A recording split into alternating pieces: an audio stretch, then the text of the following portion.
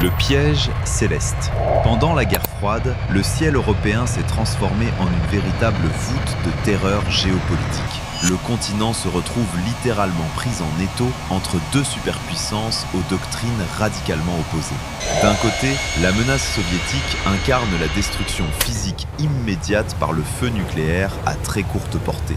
De l'autre côté, l'allié américain représente une protection militaire vitale mais assortie d'un chantage politique permanent. Pour une nation comme la France, le ciel n'est plus un espace souverain, mais un champ de tir pour des empires étrangers. Le choix imposé semble binaire, accepter l'annihilation par l'Est ou se soumettre à la vassalisation par l'Ouest. Pourtant, cette double paralysie stratégique va déclencher l'un des plus grands sursauts industriels de l'histoire moderne. Voici comment la peur viscérale de ces deux hégémonies a forcé la France à forger sa propre indépendance aérospatiale. La menace soviétique, l'annihilation. La menace venant du bloc de l'Est n'a jamais pris la forme d'une invasion aérienne conventionnelle ou d'un bombardement tactique classique. Le pacte de Varsovie a conçu une force de frappe pensée exclusivement pour la vitrification préventive des grandes capitales. L'Union soviétique ne cherche pas à conquérir l'Europe de l'Ouest, mais à pouvoir l'effacer de la carte en moins d'une heure. Pour Paris et Londres, ce n'est pas une guerre d'usure qui se prépare, mais un risque d'anéantissement existentiel instantané. Les services de renseignement occidentaux scrutent les bases aériennes soviétiques avec une anxiété doctrinale grandissante. Chaque nouveau prototype sortant des usines de l'Est réduit drastiquement le temps de réaction des radars européens. L'Europe vit sous la menace permanente d'une frappe éclair destinée à paralyser toute capacité de riposte coordonnée de l'OTAN. La survie ne tient plus qu'à l'équilibre instable de la terreur psychologique entre deux blocs aux idéologies irréconciliables. Les vecteurs de l'apocalypse. Tupolev. Les vecteurs de cette apocalypse programmée portent un nom qui terrorise les états-majors européens, les bombardiers Tupolev. Le Tu-16, puis le redoutable Tu-22M sont spécifiquement conçus pour percer les défenses anti-aériennes de l'Europe occidentale. Ces bombardiers lourds, volant à des vitesses supersoniques, peuvent larguer leurs charges thermonucléaires bien avant d'être interceptés. Leur rayon d'action massif leur permet de frapper n'importe quelle métropole française en décollant directement du territoire soviétique. Face à la vélocité et à l'altitude de vol de ces monstres d'acier, les escadrons d'interception européens de l'époque sont désarmés. Ils n'ont ni la vitesse ascensionnelle, ni les missiles nécessaires pour abattre ces bombardiers avant qu'ils n'atteignent le point de non-retour. Le Tupolev n'est pas un simple avion de combat, c'est l'épée de Damoclès nucléaire suspendue au-dessus de chaque citoyen. Il incarne physiquement la vulnérabilité absolue du vieux continent face à la technologie de pénétration cinétique de Moscou. L'intouchable, le cauchemar MiG-25. L'angoisse européenne culmine lorsqu'un nouveau spectre métallique commence à violer l'espace aérien à des vitesses inconcevables. Le MiG-25, nom de code Foxbat, est un intercepteur et avion de reconnaissance soviétique qui pulvérise les limites thermodynamiques. Propulsé par des moteurs titanesques, il franchit le mur de la chaleur et croise à Mach 3 dans la très haute stratosphère. À cette altitude et à cette vitesse extrême, aucune arme anti-aérienne européenne ou américaine déployée ne peut l'accrocher. Le Foxbat traverse le ciel occidental en toute impunité, photographiant les bases stratégiques sans qu'aucun missile ne puisse l'atteindre. Pour les généraux français, c'est un aveu d'impuissance terrifiant. L'ennemi vous survole et vous analyse sans que vous ne puissiez réagir. L'inviolabilité de l'espace aérien national devient une pure fiction diplomatique face à la brutalité de l'ingénierie soviétique. Le MiG-25 prouve que l'URSS maîtrise l'hypervélocité, reléguant les intercepteurs de l'OTAN au rang de spectateurs passifs. La terreur balistique, les missiles SS-20. Mais l'avion n'est pas l'ultime vecteur de l'effroi. La véritable paralysie doctrinale de l'Europe vient de la prolifération balistique. Dans les années 80, le déploiement des missiles balistiques à portée intermédiaire SS-20 déclenche une crise continentale majeure. Ces vecteurs, tirés depuis des camions mobiles cachés au cœur de la Russie, peuvent pulvériser l'Europe occidentale en moins de 10 minutes. Contrairement à un bombardier lourd Tupolev, un missile balistique tombant de l'espace ne peut être intercepté par aucun chasseur en vol. Cette réalité mathématique annule purement et simplement toute notion de défense aérienne conventionnelle pour le territoire souverain. La célèbre crise des euromissiles plonge les populations dans une psychose clinique de la guerre nucléaire totale et inévitable. L'Europe n'est plus qu'un vaste champ de tir inerte, otage d'une technologie cinétique qui a rendu le combat aérien presque obsolète. Face à cette sentence de mort silencieuse, la seule survie repose sur la garantie de protection offerte par le bouclier américain. L'allié américain, le parapluie conditionnel. C'est précisément ici que le piège géopolitique se referme, car la protection des États-Unis est loin d'être gratuite ou altruiste. L'Amérique déploie son vaste parapluie nucléaire au-dessus de l'Europe à travers la structure de commandement intégré de l'OTAN. En échange de cette sécurité vitale, les nations européennes doivent subordonner leur politique étrangère et leur armement à Washington. L'US Air Force installe librement ses propres bombardiers stratégiques et ses ogives sur les bases militaires du sol européen. Pour un état-major souverain, cela signifie céder le contrôle ultime de sa défense et de son existence à une puissance outre-Atlantique. L'allié américain exige une standardisation tactique des équipements, forçant l'Europe à acheter des avions conçus exclusivement aux États-Unis. C'est le paradoxe brutal de la guerre froide. Pour échapper à la destruction par l'URSS, l'Europe doit accepter l'effacement géopolitique. La survie face au pacte de Varsovie se monnaie très exactement au prix de la vassalisation technologique face à l'Amérique. Le traumatisme historique, bombardement allié.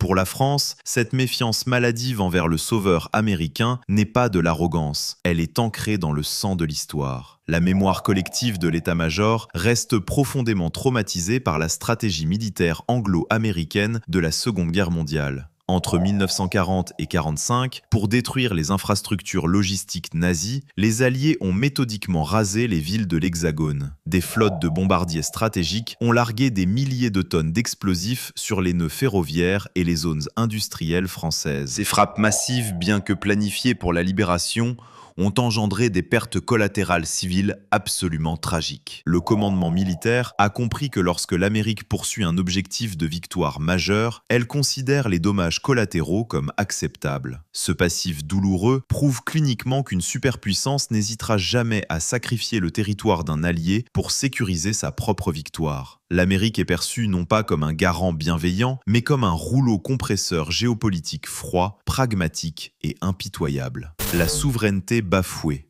L'incident U-2. Cette certitude que les États-Unis peuvent déclencher l'apocalypse sans consulter leurs partenaires se confirme violemment en 1960. En pleine tentative de détente diplomatique européenne, l'avion espion américain U-2 de Francis Gary Powers est abattu au-dessus de l'URSS. Cet acte d'espionnage unilatéral américain torpille instantanément la cruciale conférence de Paris qui devait apaiser les tensions mondiales de la guerre froide. La France réalise avec un effroi tactique que Washington prend des risques démesurés qui engagent directement la sécurité de l'ensemble de l'Europe. Les actions clandestines de la CIA dans le ciel soviétique pourraient à tout moment déclencher une frappe nucléaire de représailles directes sur Paris. C'est la démonstration mathématique incontestable que l'Europe peut être entraînée dans la Troisième Guerre mondiale pour des décisions prises en secret. Être l'allié indéfectible des États-Unis ne garantit plus la paix. Cela transforme de fait le territoire en cible prioritaire par association.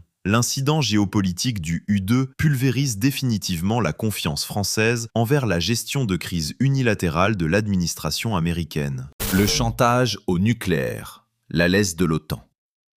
L'ultime ligne rouge doctrinaire concerne le fondement même de l'Alliance Atlantique, le contrôle absolu des codes de tir nucléaire. Dans la doctrine de l'OTAN de l'époque, la riposte atomique en cas d'invasion soviétique de l'Europe est décidée unilatéralement par le président américain. Les stratèges français se posent alors une question glaçante, formulée par De Gaulle, qui va redéfinir intégralement leur politique de défense. Le président des États-Unis sacrifiera-t-il réellement New York ou Chicago pour sauver Paris ou Berlin des colonnes blindées de l'armée rouge? La réponse mathématique à cette théorie des jeux est évidente. Aucun chef d'État ne provoquera l'annihilation de son peuple pour un allié. En cas de crise absolue, le parapluie américain pourrait rester fermé, laissant l'Europe subir le feu nucléaire pour préserver la métropole américaine. S'en remettre exclusivement à Washington pour sa survie physique n'est plus considéré comme une alliance stratégique, mais comme une roulette russe diplomatique.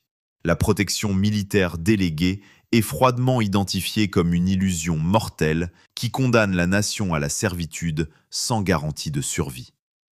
L'étau se resserre, le dilemme européen. Au milieu des années 60, la France se retrouve donc prisonnière d'une équation géopolitique apparemment sans aucune solution tactique viable. À l'Est, la menace soviétique est existentielle, physique et dotée d'une capacité de destruction balistique que l'Europe ne peut en aucun cas bloquer. À l'Ouest, l'allié américain exige l'intégration totale de l'armée de l'air française sous son commandement absolu pour la protéger des frappes de Moscou. Acheter massivement des chasseurs de supériorité aérienne américains, c'est signer l'arrêt de mort pur et simple de sa propre ingénierie aéronautique nationale. Si la France ne fabrique plus ses propres avions, elle devient structurellement incapable de maintenir une armée moderne sans demander l'autorisation de Washington. Le pays serait techniquement paralysé, incapable d'engager le moindre conflit extérieur sans l'approbation logistique explicite du Congrès des États-Unis. C'est la différence clinique et fondamentale entre être une puissance de projection autonome et devenir un simple protectorat militaire de l'Empire américain. Le piège stratégique est parfaitement en place. La destruction instantanée par le bombardier Tupolev ou la soumission totale au complexe militaro-industriel américain. La rupture stratégique, le choix de De Gaulle. Face à cet étau mortel, le leadership politique et militaire français prend la décision stratégique la plus brutale et radicale de l'après-guerre. La France annonce froidement et officiellement qu'elle se retire du commandement militaire intégré de l'Organisation du traité de l'Atlantique Nord. Elle exige le retrait logistique immédiat de toutes les bases militaires américaines et des ogives nucléaires étrangères stockées sur son territoire souverain. Ce n'est pas une rupture d'alliance diplomatique, mais le refus doctrinal de laisser la survie de la nation entre des mains géopolitiques étrangères. Pour remplacer l'illusion du parapluie américain, l'état-major lance le programme de la force de frappe, une capacité de dissuasion nucléaire totalement autonome. Cette indépendance doctrinale n'est crédible que si la France possède ses propres vecteurs de lancement, sans utiliser un seul composant d'origine américaine. Il faut construire en urgence un bombardier supersonique capable de pénétrer les défenses soviétiques et un intercepteur pour sanctuariser le ciel national. C'est un défi d'ingénierie mécanique titanesque lancé à l'industrie nationale. Fabriquer l'indépendance géopolitique à partir de feuilles d'aluminium. Forger l'épée, la naissance de la dissuasion. L'avionneur Marcel Dassault reçoit l'ordre direct de combler le vide sécuritaire abyssal laissé par le départ volontaire des forces du commandement de l'OTAN. La réponse cinétique immédiate à la menace d'annihilation soviétique prend la forme du Mirage 4, le premier bombardier nucléaire stratégique entièrement français. Conçu dans l'urgence absolue, ce vecteur doit pouvoir croiser à Mach 2,2 de manière continue pour échapper aux intercepteurs du bloc de l'Est. Il n'a qu'une seule mission fondamentale, garantir qu'en cas de frappe préventive soviétique, la France pourra infliger des dommages thermonucléaires inacceptables à Moscou. C'est l'arme psychologique absolue qui rend le chantage atomique inopérant et prouve que Paris peut riposter massivement sans appeler Washington au secours. Parallèlement, pour protéger physiquement l'espace aérien des incursions de reconnaissance étrangères, l'industrie développe une lignée ininterrompue de chasseurs de supériorité. Le but doctrinal n'est pas de surpasser numériquement les flottes colossales des superpuissances, ce qui est mathématiquement et budgétairement impossible pour une seule nation. L'objectif est de maîtriser une technologie de rupture nationale capable de maintenir l'inviolabilité absolue des approches du sanctuaire territorial français. L'aile delta, l'arme de l'indépendance. Le symbole mécanique de cette rébellion technologique face à l'hégémonie russo-américaine prend la forme géométrique extrêmement stricte de l'aile delta. Du Mirage 3 originel jusqu'au chasseur omnirôle Rafale contemporain, l'industrie aéronautique française s'enferme volontairement dans cette philosophie de conception pure. L'aile delta offre un compromis balistique et mathématique parfait, Une agilité fulgurante à haute vitesse, couplée à une capacité d'emport de charge massive. Pendant que l'Amérique et l'URSS explorent frénétiquement la géométrie variable ou la furtivité lourde, la France optimise jusqu'à l'obsession sa propre formule aérodynamique. Chaque chasseur conçu par les bureaux de Dassault embarque un radar français, des turboréacteurs français Snecma et tire des missiles exclusivement français. Un intercepteur Mirage ou un Rafale n'est pas seulement un assemblage de titane, de composite et de Kevlar conçu pour l'interception et le bombardement tactique. C'est le refus géopolitique volant de la standardisation mondiale, l'antidote technologique direct au chantage à l'armement imposé par les deux superpuissances globales. Ces plateformes de combat complexes prouvent qu'une ingénierie souveraine peut tenir en respect les budgets illimités des empires industriels dominants.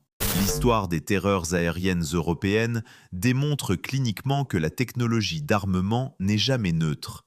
Elle est au contraire profondément diplomatique et politique. La peur de l'anéantissement par le ciel rouge et la méfiance envers le ciel étoilé ont forcé la création d'une troisième voie d'ingénierie tactique absolue. Si cette autopsie minutieuse de la stratégie de survie aéroportée a mis à jour votre grille de lecture géopolitique, validez votre abonnement sans attendre. Verrouillez fermement le bouton j'aime pour garantir la souveraineté intellectuelle. L'espace de commandement tactique vous appartient désormais. Pensez-vous que le parapluie de l'OTAN est réellement une menace pour l'autonomie stratégique européenne ? La France aurait-elle dû s'aligner industriellement sur les États-Unis pour bénéficier d'une flotte aérienne numériquement supérieure plutôt que de s'isoler technologiquement ? Projetez vos meilleures analyses doctrinales et stratégiques dans l'espace commentaire sécurisé pour alimenter immédiatement le prochain grand débriefing d'état-major. L'analyse clinique continue, fin de transmission.